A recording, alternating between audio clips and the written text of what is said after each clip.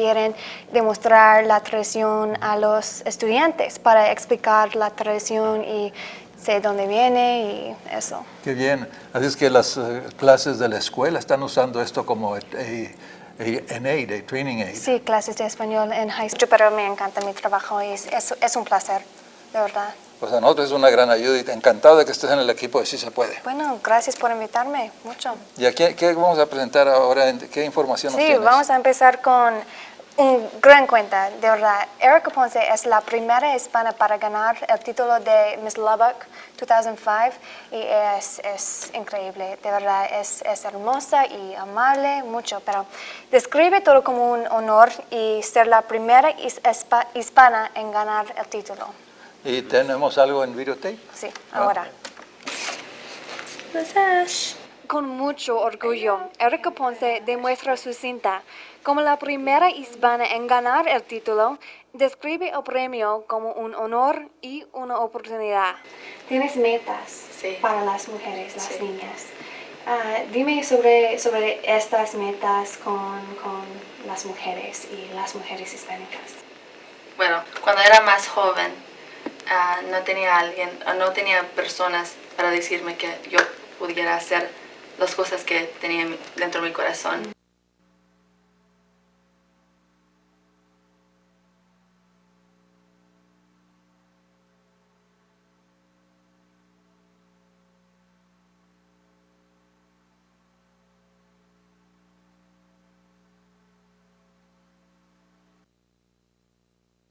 Well, Randy, in the true spirit of the South Plains, the Lubbock community was not about to let these kids go without care.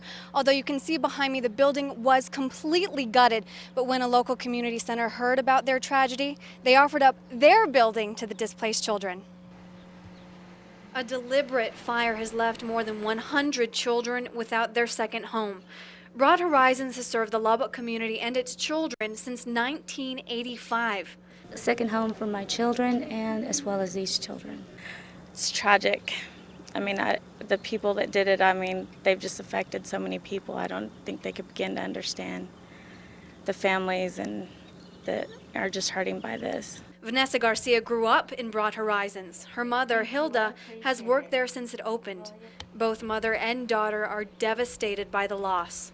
I just ran. I ran, and I saw it. And I couldn't believe it. The flames, it was devastating. And we watched it burn down for 5.5 hours. This fire means that Broad Horizons can no longer celebrate an important anniversary. This September 1st, Broad Horizons would have been open for 20 years. We don't know where we go from here, but I'm sure it'll be good. In answer to Hilda's question, My Father's House has offered to house all Broad Horizon employees and children until they find a permanent center. It's an unbelievable thing how Lubbock supports women and children in need especially. And Randy, one thing I want to just show you to bring this scene really home, make it come to life. You can see that they had little note cards to learn their letters. This one for Aunt, it's really badly charred on the back. And then just a little juice box. This is kind of the scene around here. In the meantime, though, My Father's House has said that for as long as these children need a place to stay, they have a building to stay. Reporting live in Central Lubbock, Erin Kennedy, KMAC 28 News. Well, let's hope they catch those. They say you're just now live from the courthouse. Erin, these attorneys believe the memorial could influence potential jurors. That's right, Randy. It wasn't just 3 months ago that the Mothers Against Drunk Driving, Victim Services, and even the district attorney helped erect this memorial. And as you can see, it is right here next to the county courthouse. So Lubbock defense attorneys say that since it is so close, this word on the memorial here, outraged, has an effect of tainting the jury pool and even jeopardizing your right to a fair trial. And I say this respectfully. You're not a court of last resort, remember that. Lubbock defense attorneys are on the offensive. Early Monday morning, Alton Griffin threatened litigation against county commissioners if they don't tear down this victim's memorial. Do what is right, not just because we say so, but because that sitting on the courthouse square with the message it carries is wrong. Upon cool reflection, that they'll understand our position. But if in case they don't, we're not afraid of the courthouse. That's how we make our living. The monument stands within feet of where jurors enter the courthouse, the line that's upset defense attorneys. Justice will not be served until those who are unaffected are as outraged as those who are. I didn't say that we shouldn't be upset with crime, but we shouldn't have something that calls upon us to go into the courthouse and be outraged and take the jury box that way. The Defense Lawyers Association says the monument could create a mob mentality toward the accused, which they say will eliminate everyone's right to be innocent until proven guilty. If it affects just one, if it has negative effects even just one citizen, I would think we all should be concerned about that. And earlier today in court, Griffin actually passed out these sheets of paper here with Webster's definitions of the words justice and outrage. Now, I did try to speak with MAD Victim Services and the district attorney, but unfortunately, due to pending litigation, none of them were able to comment. Reporting live from the courthouse, Erin Kennedy, KMAC 28 News. Thank you, Erin. One correction, I mentioned that things seem to be picking up rather quickly. Some of the selections have already sold out. Well, the Lone Star State could soon have the highest sales taxes in the nation, rocketing from 6.25 to 7.25. That's just the beginning. KMAC 28's Erin Kennedy joins us now live from the Target store in South Lubbock. Erin, I understand part of the tax increase proposal here includes bottled water. That's right, Randy. Hard to believe, but bottled water is now considered a luxury. This new House bill means not only will you be taxed on cigarettes, but also cars, boats, cosmetic surgery, even beef jerky. In exchange, your property rates will go down. That's saying I'm going to tax your life because you're breathing today. You're going to pay a tax on that breathing. Or you have Brenda Isbell is a smoker who prefers bottled water to tap. And a new House bill says Brenda might have to pay for her preferences. I'm going to keep smoking if they add, but I think it's still a bit ridiculous. I'm going to get all the coupons I can get from all the cigarette industry. Wednesday, a House panel approved a sales tax hike. That means you'll pay more for cars, boats, computer repairs, and you'll end up shelling out $1 more per pack of cigarettes. I think they should keep it the same price because there's a bunch of people around here that smoke. They can barely afford cigarettes now because gas price is so high. So it's a combination of a sin tax, paying an extra $1 for your cigarettes, and luxury tax. You won't pay more for beef, but you will pay more for the beef jerky. Increasing sales tax is a means of providing revenue.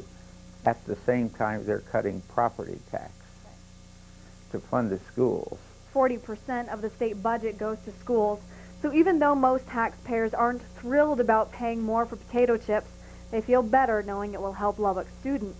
It's fair if it's going to make the schools better for the younger generation coming up. Any kind of funding, any kind of help financially to get new materials into the school, it's always going to benefit the students. And now you won't have to pay more for the necessities like eggs, milk, bread, butter, and the House is expected to debate the bill as early as this Wednesday.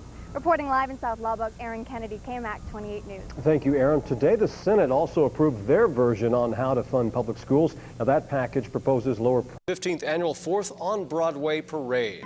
KMAC 28's Erin Kennedy joins us now live from McKenzie Park. Erin, how was that parade? Randy, it was a lot of fun. Probably the funnest parade that I've been to so far that I've been here. Broadway was lined with folding chairs. People stood shoulder to shoulder while cheering on the floats, waving their flags.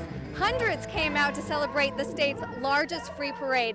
And of course, most people I spoke with said that today means more than just a day off of work. It's a day to remember our history and celebrate our future. Engines roared and sirens sounded to help kick off Lubbock's annual 4th on Broadway parade. All ages turned out to celebrate our nation's birthday. It's been very, very good. Why is that? Because I got lots of candy and I've been seeing lots of good stuff. But there's a lot of young people here today, and we're so glad that they're learning to be patriotic. This is a great country. And a great town. That's right. You bet. Veterans and families with soldiers serving abroad were especially touched by the parade and by everyone who came out to celebrate. My daddy is fighting the bad guys of the Army. I just feel so good that our people turn out like this for our 4th of July celebration. We live in a great country, and we need to stop, pause, and thank the Lord. Our soldiers are dying for us in Iraq and Pakistan, freedoms don't come easy. We all, you know, they die for us. I mean, you know, blood's got to be spilled in order for us to be free. Regardless if this were the first or the 15th time, everyone we spoke with said they planned on making it back again next year. You guys gonna be here next year? Gonna be here, the Lord willing. Yeah, it's beautiful. It turns out beautiful. Every year it gets bigger and bigger. But we do enjoy it. We love coming over. And people started lining up hours before the parade even began. Some people actually even staked out the same spot each year. Randy, I don't know if you can tell behind me, but this band is rocking. Everybody who isn't here yet needs to come on out to Mackenzie Park. Reporting live from Mackenzie Park, Erin Kennedy, KMAC 28 News. Sounds like a great time, and it's great. Live and local, KMAC 28 News starts right now. Good evening. Speaking of the heat, tonight in a KMAC 28 special report, we do more than tell you why you shouldn't leave your child in a hot car. We prove it. KMAC 28's Erin Kennedy joins us now live from South Lubbock. Erin, you and a KMAC 28 photojournalist literally locked yourselves in a car. That's right, Randy. Photojournalist Jacob Walensky and I thought it would take about an hour until we started to sweat in this car. But in less than 5 minutes, we started showing signs of heat exhaustion. And to prove just how dangerous it is to leave your child in an unattended car, we brought along an ER nurse to monitor our vital signs. 108. 108. Is that bad? Yes. I mean, you're getting dangerous. I mean, look at how much you're sweating. You look like a bottle of water. Oh, I'm so hot. I feel like I can't breathe. Photojournalist Jacob Walensky and I wanted to prove a point. So we parked the car, turned off the engine, and watched the temperature climb. Turning off the car. Less than a minute in, we began to sweat, the first sign of heat exhaustion. But without a breeze, your body can't cool itself. More than likely, we're getting hotter and hotter and hotter. We'll start cooking. You're at 104.6 right now. Didn't you say like 106 was dangerous? Yes. I'm at 104? You're at 104.6, sitting in a car. We've been in here for less than 10 minutes. My heart rate shot up from 62 to 107. The temperature inside the Neon reached 128, and that's before the thermometer broke. Jacob's body temperature skyrocketed all the way to 108, enough to literally cook your insides. And remember, small children heat up 4 times faster than adults. What would you say to the mom who says, I'm only gonna go get the milk. It'll only be a second. It's not worth it. Right. Carried that baby for 9 months. You don't want to let it go. It's not worth it. I asked Kathy what would have happened if we had had a small child with us in this car. She said at best, the child would have passed out.